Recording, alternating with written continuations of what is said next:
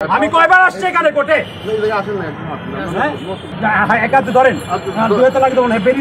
Handcuff পরানোয় Dhaka মহানগর দায়রা জজ আদালতে হাজতখানায় ওসিকে হুমকি দিলেন শীর্ষ সন্ত্রাসী সুব্রত বাইন।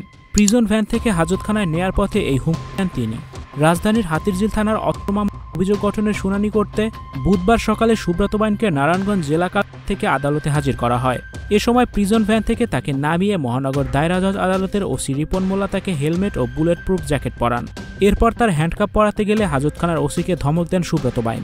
রাজধানীর হাতিরঝিল থানায় আইনের মামলায় শীর্ষ সুব্রত বাইন ও তার ৩ সহযোগীর বিরুদ্ধে অভিযোগ গঠনের শুনানি হওয়ার কথা দুপুরে।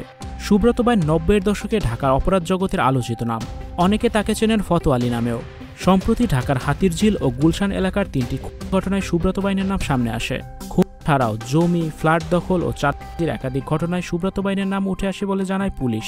২৭ মে তালিকাভুক্ত এই শীর্ষ সুব্রত সহ তার সহযোগী মোল্লা মাসুদ, আরাফাত, শরীফ এই ৪ জনকে গ্রেপ্তার করা হয়েছে কুষ্টিয়া থেকে। জানা যায় এর আগে তিনি গ্রেপ্তার হয়েছিলেন, কিন্তু জামিনে বেরিয়ে এসে আবারও অপরাধে জড়িয়ে পড়েন। পুলিশের একটি সূত্র বলছে, রাজধানীর হাতিরঝিলে ২১শে এপ্রিল সুব্রত বাইনের অনুসারীদের গুলিতে ওয়ার্ড যুবদলের সদস্য আরিফ সর্দার মারা যান। সীমান্ত দিয়ে ভারত থেকে বেশ কিছু অস্ত্র এনেছিলেন সুব্রত বাইন। সেই অস্ত্র ব্যবহার করে সহ নানা অপরাধ করছে তার বাহিনী। Icon Focus 24 TV powered by 4D Fourth Dimension। আমাদের চ্যানেলটি সাবস্ক্রাইব করে আমাদের সাথে থাকুন।